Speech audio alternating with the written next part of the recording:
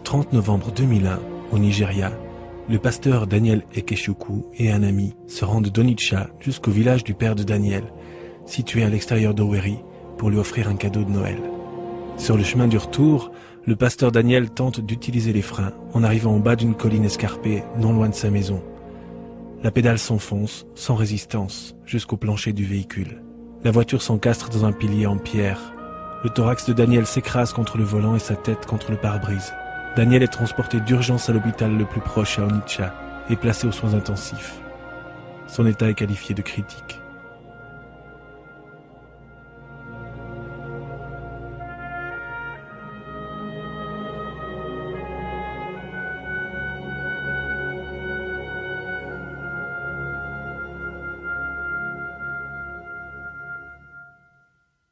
Dans la vallée de l'ombre de la mort. Ils lui ont dit, pasteur, votre épouse vient d'arriver, elle est là. Alors il a ouvert les yeux et il m'a appelé. Je lui ai demandé, tu veux nous quitter, moi et les enfants? Mais tu peux pas faire ça. Alors il m'a demandé où il se trouvait et je lui ai répondu, tu es à l'hôpital Borromeo. Et à ce moment-là, il m'a dit que si je l'aimais et que je voulais pas qu'il meure ici, alors je devais le sortir de cet endroit et le conduire chez son médecin à Owerri. Daniel est déplacé malgré les mises en garde de l'équipe médicale. Quelques minutes seulement après leur départ, Daniel commence à éprouver des difficultés pour respirer. Pendant le trajet, mon mari m'a appelé et il m'a demandé de prendre soin des enfants et du ministère en m'expliquant qu'il avait construit une maison pour moi, que je ne devais pas m'inquiéter mais m'occuper de chacun. Il m'a dit que certaines personnes sont appelées à mourir avant d'autres et qu'il en faisait partie, que son voyage était terminé. Alors je me suis mise à pleurer, je l'ai appelé. J'ai aussi commencé à penser à ce que j'allais souffrir dans le futur car je savais que j'étais enceinte. Mes amis m'aidaient à tenir debout, ils me disaient de ne pas pleurer. Sur la route qui conduit à ma maison, il y a une très grande vallée. La colline est très escarpée. En descendant de la vallée, les freins de ma voiture, une Mercedes 230e, ont soudain lâché. J'ai essayé de maîtriser le véhicule sans succès. Comme cette colline est particulièrement dangereuse, de très grands piliers ont été placés de chaque côté de la route pour empêcher les voitures de partir dans le ravin. Mon véhicule s'est écrasé contre ces piliers et mon thorax s'est enfoncé dans le volant. Je me souviens avoir vomi du sang qui coulait également de mon nez. L'ami qui m'accompagnait a aussi été blessé. Une grande foule est venue vers nous. Je me souviens qu'ils m'ont sorti de l'ambulance à l'hôpital. C'est tout ce dont je me rappelle. À l'hôpital, j'ai repris conscience. J'ai regardé autour de moi et j'ai vu tous les tuyaux qu'ils avaient placés sur mon corps. J'ai exprimé le souhait de voir ma femme. Je lui ai demandé de m'emmener chez le docteur Mizerke à Owerri, car c'est mon médecin préféré. Une fois, j'avais été blessé et c'est lui qui s'était occupé de moi. Donc nous l'avons sorti de l'hôpital pour l'amener à Owerri. Des pasteurs et d'autres personnes m'accompagnaient. À cause de la manière dont je respirais, j'ai compris que quelque chose pourrait se passer au cours du voyage. Je leur ai demandé de permettre à ma femme de venir avec moi dans l'ambulance. À un moment donné, 2 anges sont entrés. Lorsque je les ai aperçus, j'ai été très effrayé et je voulais raconter aux autres ce que je voyais. Mais l'un des anges a fait comme cela, pour que je ne parle pas d'eux. J'ai seulement demandé à mon épouse de prendre soin de l'église et de certaines autres choses dont elle n'était pas au courant. Puis les 2 anges m'ont emmené. Nous sommes arrivés dans un endroit où ils m'ont confié à un autre ange. Celui-ci m'a dit que nous allions visiter le paradis. Je parlais avec lui comme avec un être humain. Je lui posais des questions et il me répondait. Il me tenait comme le fait un ami.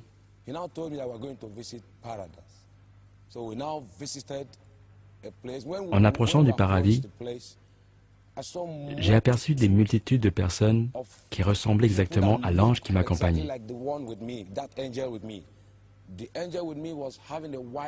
Il était vêtu d'un habit blanc pur. Son corps était également blanc, pur, et il semblait que le vêtement ne pouvait pas être détaché du corps. J'ai pensé, voilà où se rassemblent les anges. Je pouvais encore penser. L'ange m'a dit que c'est là où sont rassemblés les saints qui sont morts.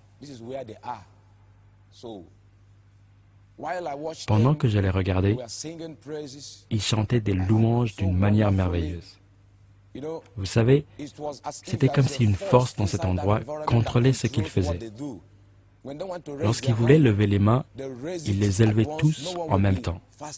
Personne n'était plus rapide ou plus lent.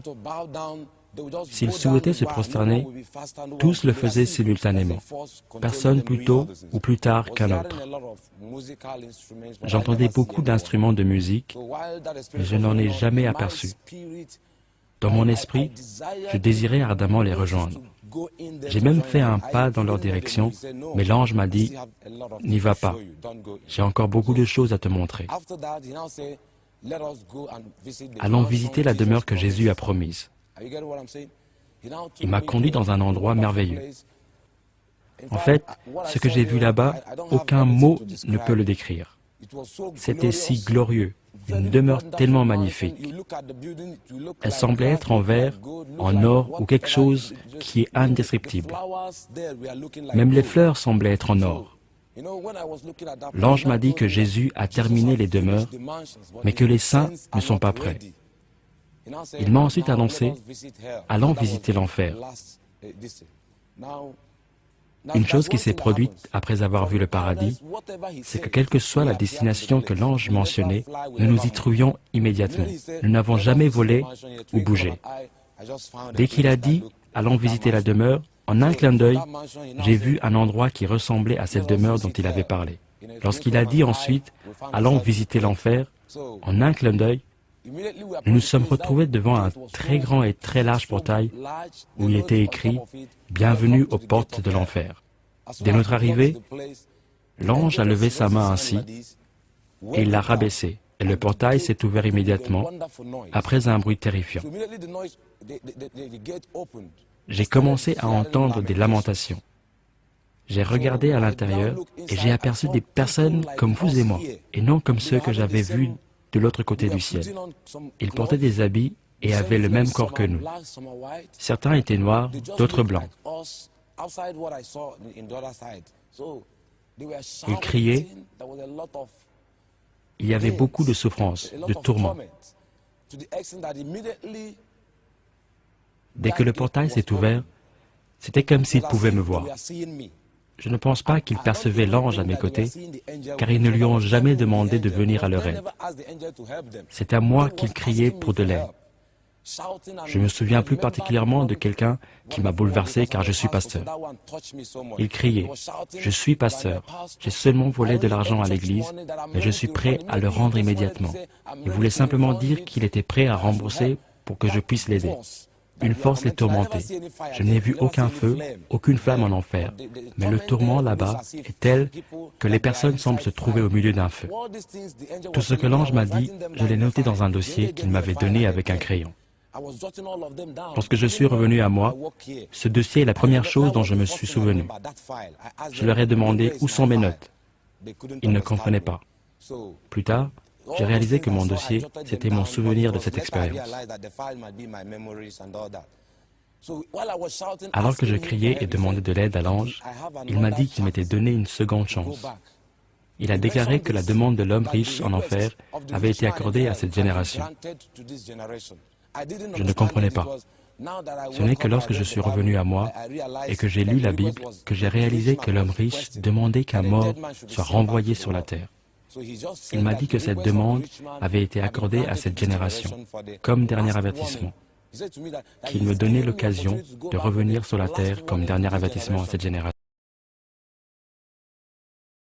Un dimanche matin, en 1997, Julie Kemp, son mari Andy, et leur garçon de 8 ans, retournaient chez eux après avoir assisté à la messe, lorsqu'une ambulance, qui retournait dans sa station, les percute violemment à une intersection de la rue. Andy meurt instantanément. Les secours arrivent à stabiliser Julie, mais réalisent plus tard qu'il y a un troisième passager dans la voiture. Il ne pouvait pas voir son corps, à cause des dommages qui ont été causés au côté conducteur de la voiture. Et Landon était assis derrière son père. Et lorsqu'ils ont vu la chaussure de Landon, ils se sont mis à faire des recherches plus sérieuses pour trouver son corps. Quand ils l'ont sorti de la voiture, il ne respirait pas et ils ont procédé à une réanimation afin de le ramener à la vie. Ils ont réussi à le réanimer et l'ont ramené en urgence à l'hôpital. Il a eu 2 arrêts cardiaques ce jour-là et à chaque fois, les secours ont réussi à le ramener à la vie. Les pronostics vitaux de Landon étaient engagés et les médecins disaient à Julie qu'elle devait se préparer à perdre son fils. Ils m'ont dit que s'il survit, il aura perdu toutes ses capacités cognitives et aura le comportement d'un nourrisson de 8 mois. Il ne saura pas marcher, pas manger. J'étais tellement désespérée, ça ne me dérangeait pas qu'il soit dépendant de moi. Tout ce que je voulais, c'était de récupérer mon fils. Il était tout ce que j'avais. À l'enterrement de son mari, Julie se rappelle à quel point elle se sentait abandonnée par Dieu. J'étais vraiment déçue. Mon cœur était brisé. Et quand j'étais assise aux funérailles, je ressentais beaucoup d'amertume envers le Seigneur. Je ne comprenais pas pourquoi tout ça m'arrivait. Je ne comprenais pas pourquoi Dieu n'avait pas envoyé des anges pour nous protéger. Mais malgré tout, je continuais de prier très fort pour que Dieu puisse sauver Landon. Landon souffrait d'un trauma crânien assez important et était plongé dans un coma. Il était tenu en vie grâce à des machines. Et il ne donnait aucun signe. Il n'y avait rien de bien ou rien de mauvais. Ils avaient l'impression que ça n'irait pas. Je continuais de prier pour qu'il puisse ouvrir les yeux. Après 2 semaines dans le coma, Landon ouvre enfin les yeux. Contre toute attente, Landon s'en sort sans aucun dommage cérébral. Bien qu'elle soit heureuse, Julie savait qu'elle devait donner la terrible nouvelle à Landon. Que son père est décédé. Il avait énormément de cicatrices sur son visage. Et sa tête lui faisait énormément mal. Je ne voulais pas lui faire encore plus souffrir. Alors, j'ai demandé à Landon, « Landon, tu sais où est ton père ?» Et il m'a répondu, « Oui, je sais où il est. Je l'ai vu au paradis. » Landon est un adulte maintenant, mais il se souvient toujours de son magnifique passage au paradis. Je me souviens d'avoir vu mon père, ainsi que ses amis Olan Palmer, qui était décédé un mois auparavant. Il était aussi décédé lors d'un accident de voiture. J'ai également vu le fils de Olan, Neil Palmer, qui était décédé quelques années avant. Nous ne sommes pas dit un seul mot mais nous étions tous ensemble. Il m'a regardé et a dit, « Tu sais maman, j'ai vu tes 2 autres enfants. » J'étais étonnée car je n'étais pas sûre de comprendre. Mais j'ai eu 2 fausses couches avant d'avoir mis au monde Landon. On ne l'avait jamais dit à Landon. Il ne savait pas que nous avions perdu 2 enfants avant lui. Je savais que c'était mes frères et sœurs alors que personne ne m'avait parlé d'eux. Juste en étant au paradis, j'imagine qu'on en arrive à reconnaître tout le monde. Il disait qu'à chaque fois qu'il faisait un arrêt cardiaque, il avait une expérience différente au paradis. Lors de son 3e arrêt cardiaque, il a rencontré Jésus et lui a donné une mission. C'était presque comme si c'était un aperçu d'un film où tu pouvais entrevoir que quelques parties du film. Jésus est venu à moi et m'a demandé de retourner sur terre, d'être un bon chrétien et de parler de lui autour de moi. Aujourd'hui, à la maison, comme toute autre nuit normale, et je me suis levé à 3 heures du matin pour prendre un verre d'eau. Et tout à coup j'ai été retiré de mon corps, comme être aspiré hors de votre corps, et je me suis retrouvé tombant dans les airs. Et j'ai atterri dans cette cellule de prison réelle, en enfer. Mur taillé, rugueux. Prison sale, avec barre puante, comme un cachot. C'était une expérience hors du corps, c'était une vision. Ok. Je n'en ai jamais eu de telle avant, d'aucune manière.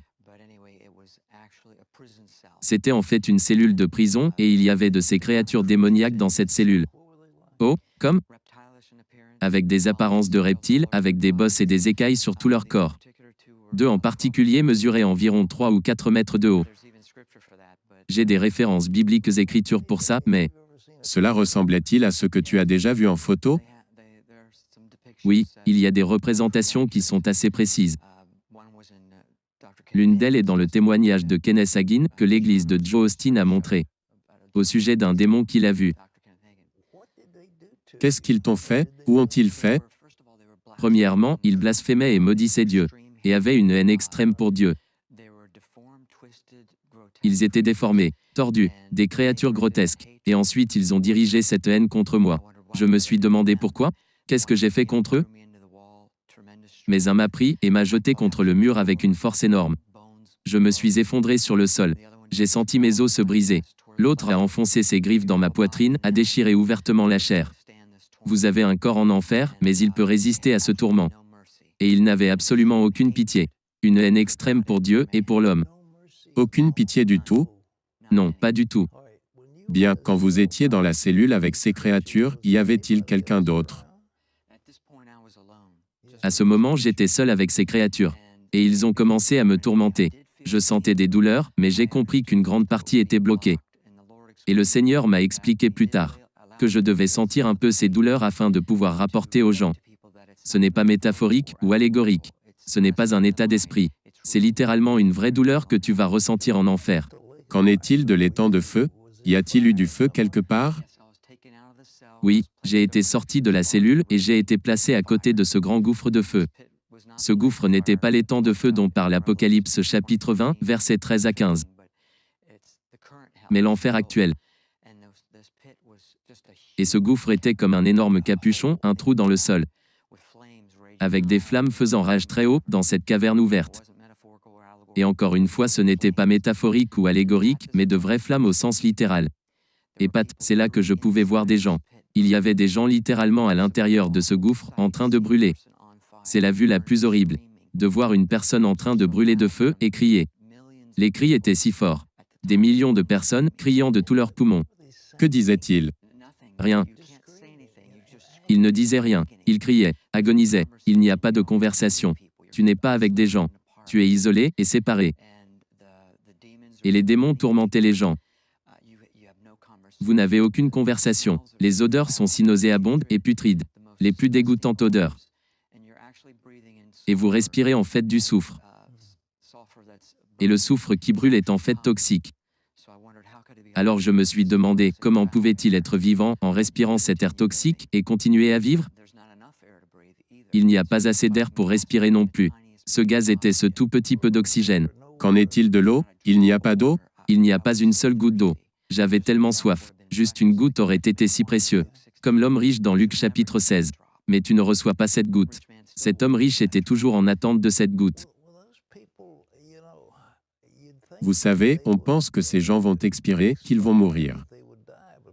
Mais apparemment, ils ne peuvent pas mourir. Le corps dont vous êtes équipé en enfer, vous l'avez pour toujours.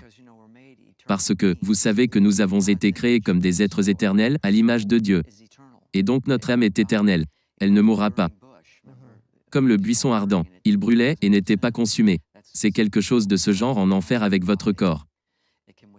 Il peut résister à ces tourments. Vous voulez mourir. Je voulais mourir, mais vous ne le pouvez pas. Oui, vous savez, c'est la chose la plus horrible quand on y pense. Juste penser qu'il n'y a pas de fin. Qu'il n'y a pas de fin. Bien Pat, c'est la partie la plus horrible. Quand j'ai compris que je n'en sortirai jamais, jamais, et de savoir que tu seras là pour l'éternité, sans espoir. Tu sais, Ésaïe 38 verset 18 dit, « Ceux qui descendent dans la fosse ne peuvent pas espérer en cette vérité. » Tu n'as pas d'espoir pour Jésus parce que c'est trop tard pour eux. La décision est finale, et c'est vraiment le pire, sachant que vous n'en sortirez jamais. Vous savez, cela peine le cœur des gens.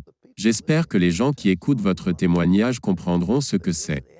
Il n'y a rien de plus horrible pour vous quand vous n'avez aucun espoir, aucun avenir, rien. Sauf des douleurs et tourments constants, pour toujours. C'est la chose la plus horrible que la pensée des gens ne puisse même pas imaginer. Les horreurs de l'enfer, votre esprit ne peut même pas y aller. Une seule de ces choses vous tuerait.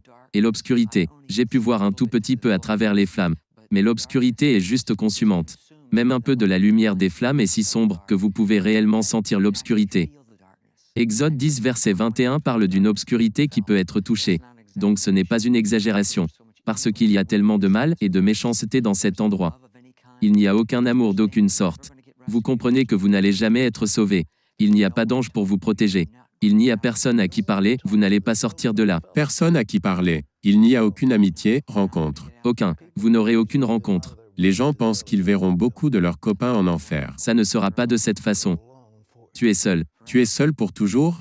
Pour toujours. Et c'est pourquoi les gens ont besoin de savoir à quel point c'est important la décision que nous prenons dans la vie-ci. Vous savez que nous servons un Dieu aimant. Il ne veut pas qu'aucun aille dans cet endroit, qui a été fait pour le diable et ses anges, non pas pour l'homme. Mais l'homme y ira parce que Dieu aime tellement l'homme qu'il lui a donné la pleine liberté de choisir. Vous savez ce qu'il a dit, tes propres paroles te condamneront. As-tu finalement crié à Jésus? Comment es-tu sorti de là? Bien, quand je regardais tout ce tourment et les gens qui brûlaient dans le feu, j'ai commencé à être soulevé à travers ce tunnel. Et c'est là que cette lumière brillante est apparue.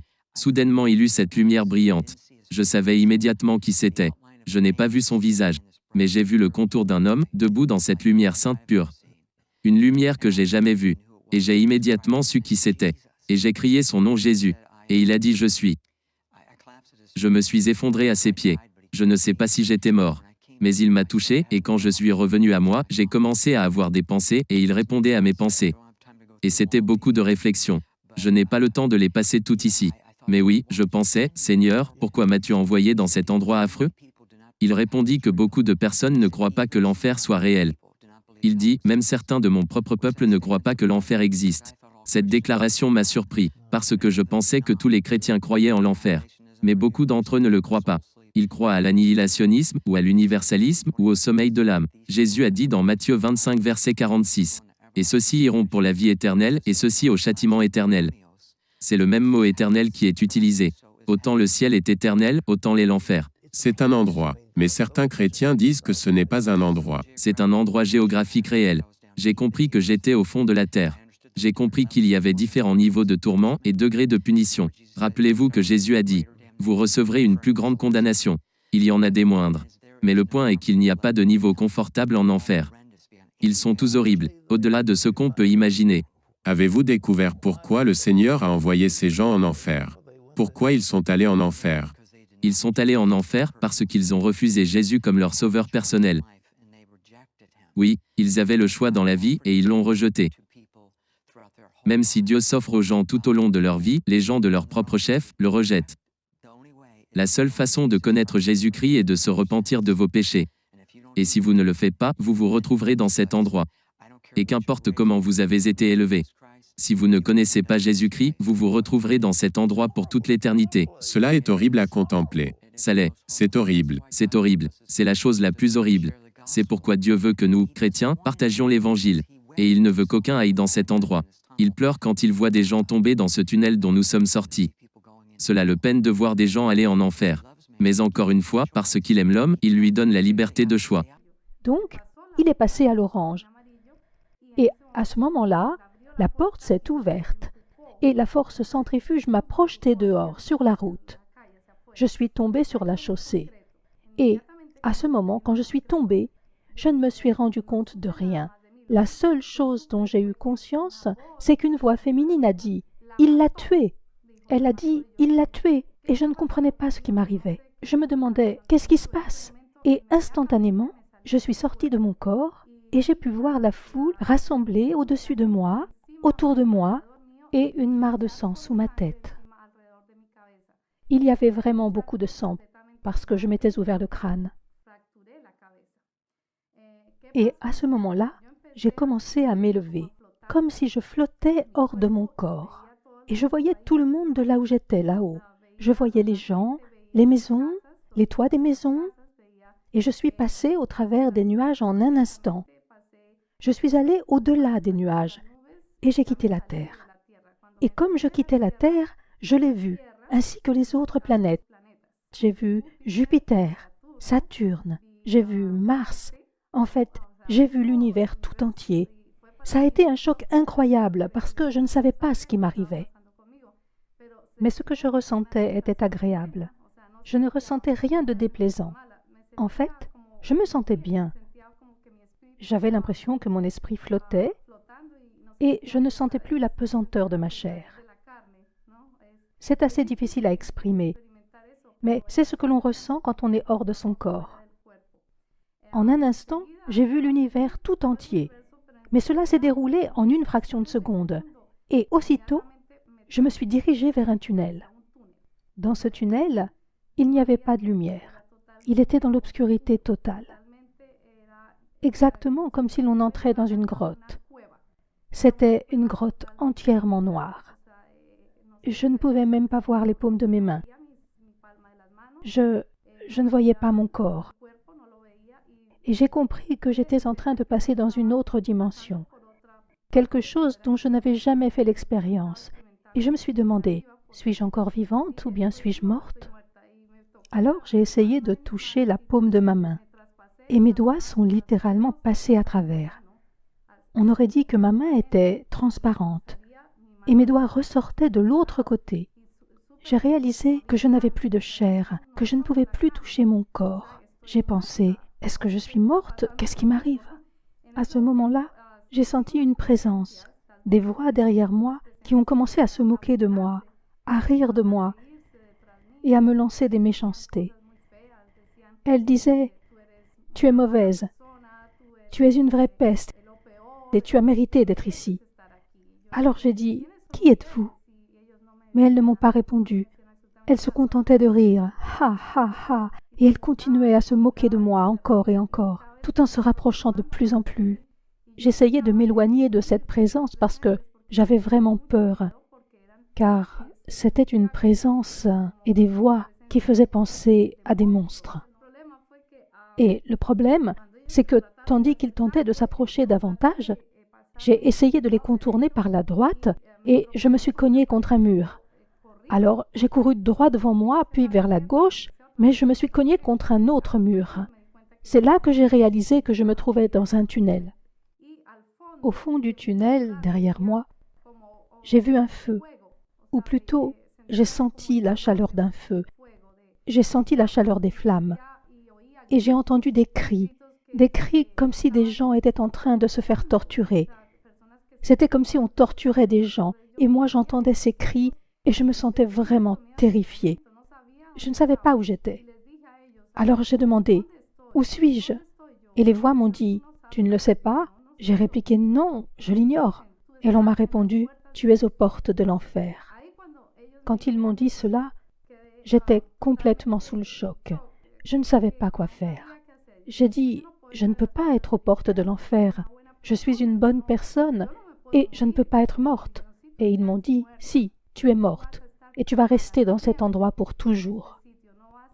Tu n'as plus de vie sous aucune forme. La seule forme d'existence qui t'attend, c'est de rester ici à tout jamais, pour l'éternité. Et tu seras torturé sans relâche. Nous allons te torturer sans arrêt. » Alors j'ai dit, « Comment ça vous allez me torturer? Je ne comprends pas. » Alors ces présences m'ont attrapé et tiré par les bras, et ils ont commencé à m'arracher la peau. Ils avaient des ongles qui étaient en fait de longues griffes, et ils ont commencé à me griffer tout le bras, sur chaque bras. Ils étaient en train de m'écorcher vive. J'ai éprouvé une douleur terrible, car lorsqu'on est mort, on ressent les choses plus intensément encore que lorsqu'on était vivant. Les sens sont plus affûtés. Les sensations sont décuplées. On ressent beaucoup plus la douleur physique, ainsi que les odeurs. Les odeurs sont plus fortes. Les odeurs que je sentais étaient horribles. Ces présences sentaient la mort. Elles avaient une odeur de rat mort. C'était une odeur horrible. Et j'avais conscience de me trouver dans un endroit vraiment affreux, vraiment horrible. Et je leur disais, « Laissez-moi, je vous en prie, libérez-moi. » Mais ils ne voulaient pas me libérer. Alors, je me suis souvenue d'une seule chose, parce que je suis une personne catholique. J'allais à la messe et je pensais que c'était bien. Être catholique pour moi, c'était ce qu'il y avait de mieux. C'est la foi dans laquelle ma famille a grandi. Et moi, j'ai grandi dans une famille catholique. J'allais chaque jour à l'église et j'assistais à la messe le dimanche. Mais je n'étudiais pas la Bible. Je ne la lisais pas vraiment. Je me contentais d'écouter la messe et de lire la partie que le prêtre utilisait pour son sermon. Et c'était tout. Je n'allais pas au-delà, je n'étudiais pas la Bible de manière plus approfondie. Donc, on peut dire que j'étais une catholique qui allait à l'église et qui avait l'air d'être chrétienne. Je veux dire que je n'étais pas vraiment chrétienne. Je ne l'étais que par tradition. J'allais le dimanche à la messe, et voilà. Mais cela s'arrêtait là. Je ne faisais rien de plus. Et ma maison était remplie de statuettes. Il y avait partout des représentations de la Vierge Marie, de Sainte Thérèse, de Saint Martin, le patron des pauvres, de Saint Grégoire, etc. Ma mère, qui est morte malheureusement quand j'étais très jeune, ma mère souffrait d'une maladie et était tout le temps en train de prier les saints pour qu'ils guérissent la maladie qu'elle avait aux jambes. Elle avait de nombreuses statues de Saint Grégoire, qui était censé être un médecin ou quelque chose comme ça. C'est pourquoi on idolâtrait ces saints. On les idolâtrait vraiment. Et bien sûr, le plus important de tous était la Vierge Marie. J'ai grandi dans l'adoration de la Vierge Marie. Je croyais que la Vierge Marie était vraiment spéciale. Et tandis que j'étais en enfer, que je me trouvais là-bas, dans le tunnel, ces présences maléfiques m'ont dit « Tu n'as pas respecté les commandements de ton Dieu.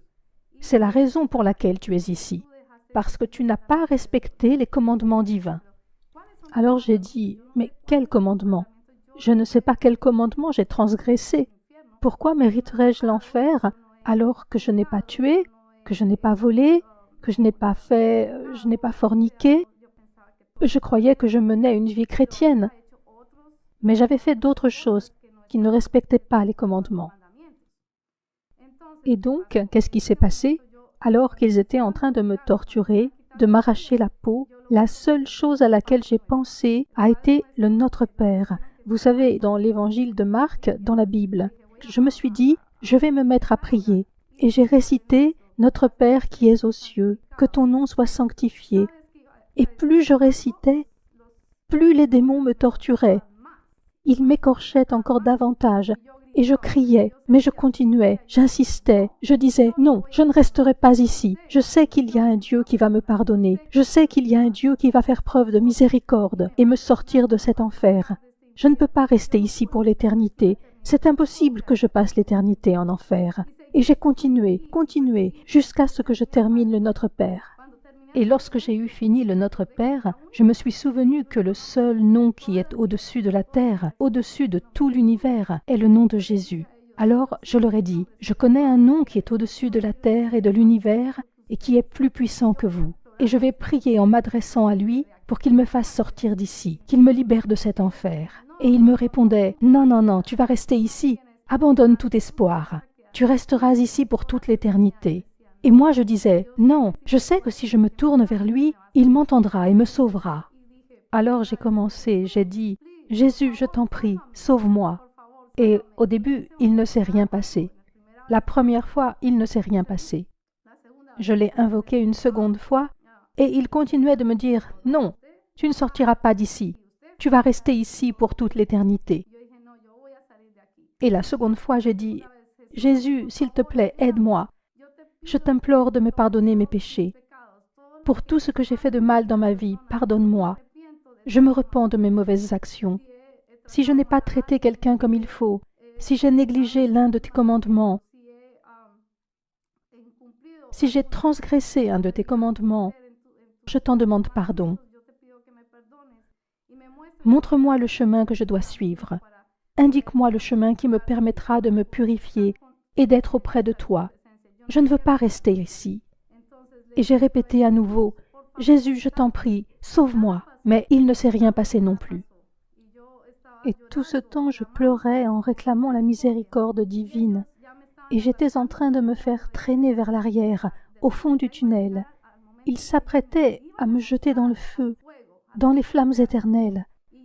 Je sentais que j'étais sur le point de brûler. Les flammes étaient déjà presque sur mon corps.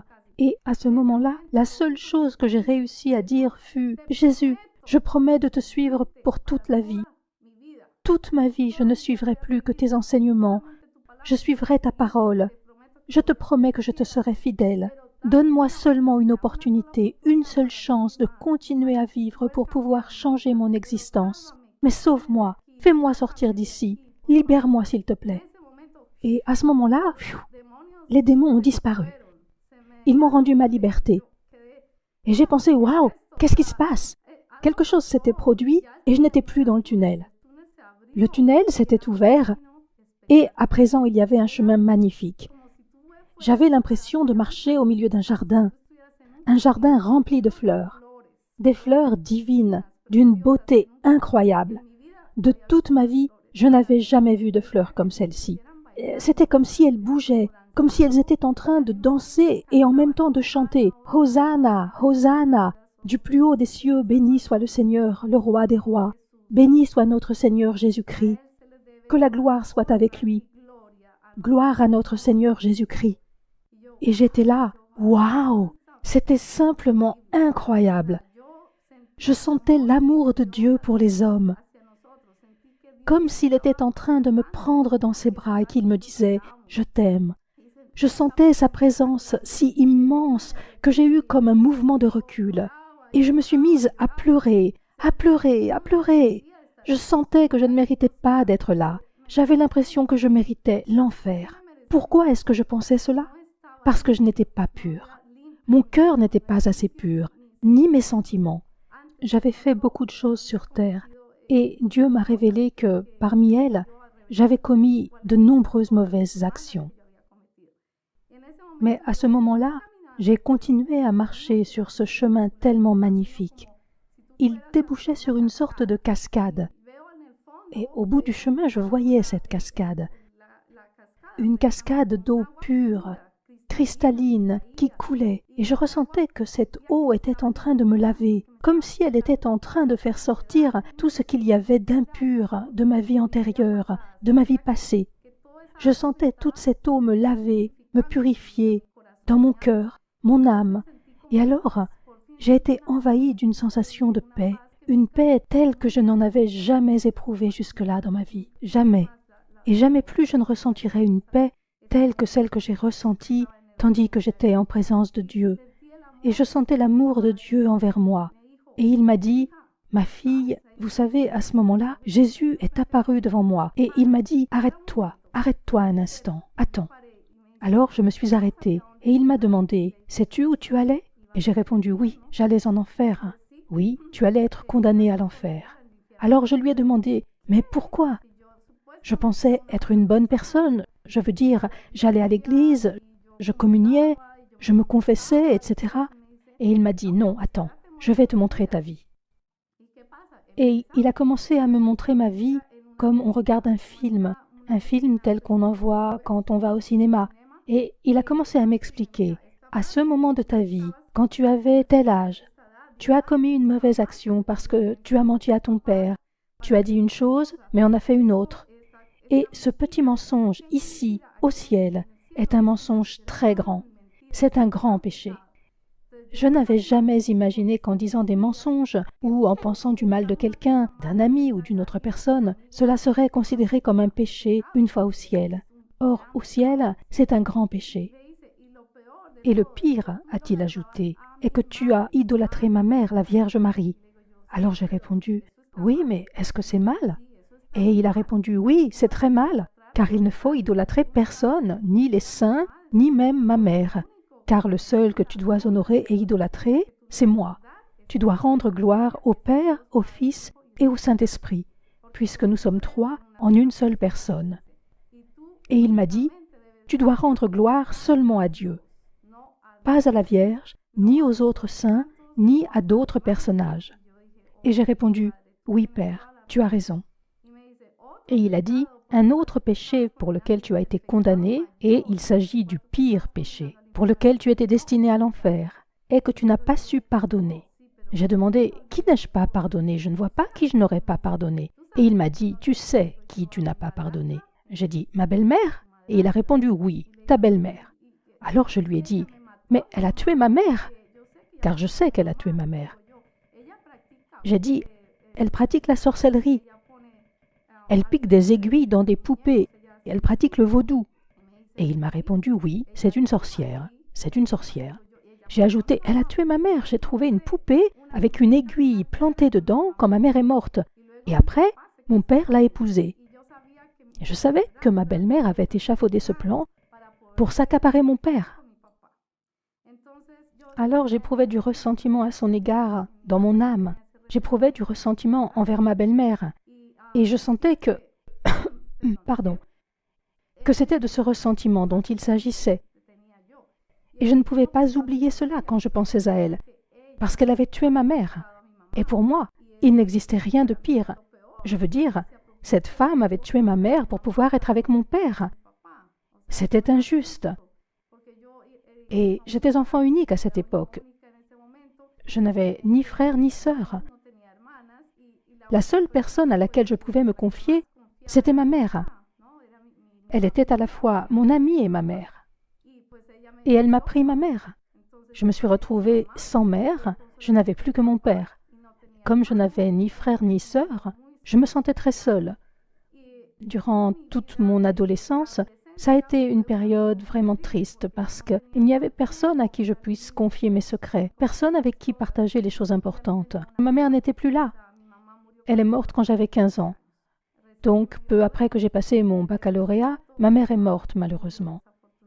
Et c'est arrivé à cause de la sorcellerie, à cause du mauvais sort que ma belle-mère lui avait jeté. Ce qui s'est passé, c'est que quand je suis morte, ce ressentiment me dévorait l'âme. C'était quelque chose dont je ne pouvais débarrasser mon cœur rempli d'amertume. Une amertume qui vous blesse et qui assombrit votre existence. Et il m'a dit, voilà quel était le péché le plus important que tu portais en toi, le péché qui te condamnait à l'enfer. Et j'ai fait, oh, wow, tu as entièrement raison, Seigneur. Je méritais l'enfer. Malheureusement, nous croyons que le fait de ne pas pardonner est une broutille, alors qu'en réalité, ne pas pardonner est un immense péché. Et c'est écrit dans la Bible, frères et sœurs, si vous ne pardonnez pas, vous ne serez pas pardonnés. Dieu te pardonnera si tu pardonnes tes frères. Peu importe qu'ils aient tué ta mère ou qu'ils t'aient fait du mal, à toi ou à ta famille, cela ne change rien. Tu dois les aimer. Il est écrit que tu dois aimer ton pire ennemi. C'est écrit. Et c'est ce que Dieu m'a dit. Il faut que tu aimes cette femme, il faut que tu l'aimes et que tu la pardonnes. Si tu ne la pardonnes pas immédiatement, je te renvoie en enfer. Alors j'ai dit, non, non, non, Seigneur, je te promets que je la pardonne. Je ne veux pas retourner en enfer. Alors il m'a répondu, d'accord, mais il faut vraiment que tu la pardonnes du fond du cœur. Ce n'est qu'ainsi que tu pourras rester ici ou bien retourner sur terre, car je vais te laisser le choix. Fais ton choix, tu peux rester ici ou retourner sur terre. Et j'ai pensé, oh, je ne sais pas quoi faire, j'aimerais bien rester parce qu'être au ciel est une véritable grâce. C'est quelque chose d'incroyable. On ressent un amour qui dépasse ce que l'on peut imaginer. On est dans un état d'amour et de paix, de sérénité divine. On n'a plus aucune préoccupation, plus aucune inquiétude qui gâche l'existence. On ressent un bonheur absolu, une joie divine. Alors j'ai dit à Dieu, j'aimerais beaucoup rester ici, mais je dois retourner sur terre pour m'occuper de mon père. Il m'a montré mon père dans une vision.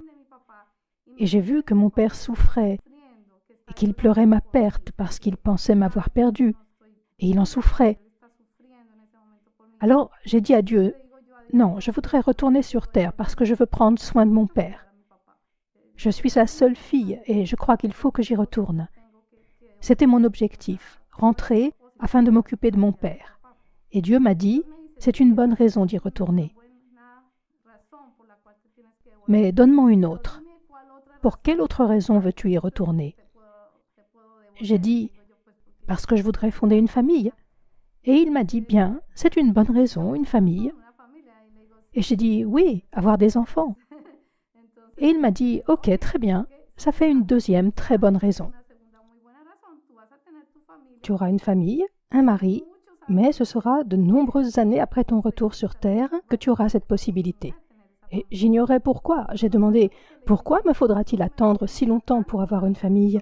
Et il m'a répondu, parce que d'abord, tu dois apprendre à lire ma parole, à la comprendre, à l'étudier et à en suivre les enseignements. Il te faudra d'abord renaître. Alors j'ai dit, Seigneur, comment puis-je renaître? Comment faire? Je suis catholique, je ne sais pas comment renaître. Je suis né, j'ai été baptisé, que faire de plus? Et il m'a dit, non, tu dois renaître et être à nouveau baptisé, mais cette fois pour mener une vie chrétienne, pour vivre dans le Christ avec moi, car je serai à tes côtés. Alors j'ai fait, oh, je comprends à présent, mais je ne comprends pas très bien comment je dois m'y prendre pour faire cela, seul sur terre. Qui va m'aider? Qui? Et il m'a répondu, ne t'inquiète pas, ma fille, je t'aiderai, je te guiderai, je serai près de toi, à tes côtés. Je serai tout le temps près de toi, je t'accompagnerai, je ne t'abandonnerai pas, je resterai tout le temps près de toi. Alors j'ai dit, d'accord Seigneur, très bien, mais pourquoi dois-je attendre avant d'avoir un mari? Et il m'a dit, tant que tu n'auras pas effectué un revirement complet de ta vie, à 360 degrés, je ne te donnerai pas de mari. Tu dois changer complètement la façon dont tu vis, la façon dont tu agis, dont tu vois les choses. Parce que dans ma vie de catholique, je sortais en boîte, je dansais, je buvais. Je n'étais pas alcoolique, mais je buvais une petite bière, du vin. Ce genre de choses qui ne sont pas graves quand on est catholique. Pour une catholique, se rendre à une fête n'est pas quelque chose de mal. Avoir un petit ami non plus. Mais en tant que chrétienne, c'est différent. Une personne chrétienne doit être très droite dans la vie. Elle doit être pure, aussi pure que Dieu, parce que Dieu nous demande d'aller vers la sainteté, de nous comporter comme des saints. Et je n'avais pas compris cela. Je ne l'avais vraiment pas compris. Personne ne m'avait enseigné comment suivre la parole de Dieu. Personne ne m'avait expliqué ce que ça signifiait. Et il m'a dit, ne t'inquiète pas. Je vais te guider vers l'église où tu pourras apprendre ma parole. Alors j'ai dit d'accord. Il a ajouté, et il y a autre chose qu'il te faut savoir, c'est que si tu étais admise aujourd'hui au ciel, ce serait de justesse. Alors je lui ai dit, mais pourquoi? Parce que tu n'as pas gagné une seule âme pour moi. J'ai dit, que veux-tu dire par gagner une âme pour toi? Il a répondu, quand tu gagnes une âme, tu gagnes une couronne. Alors j'ai dit à Jésus, je ne comprends pas ce que sont les couronnes. Les couronnes sont ce que tu gagnes ici, au ciel, quand tu partages ma parole et évangélises une personne qui ne me connaissait pas, qui n'avait jamais entendu parler de moi, une personne qui ne connaît pas le nom de Jésus-Christ.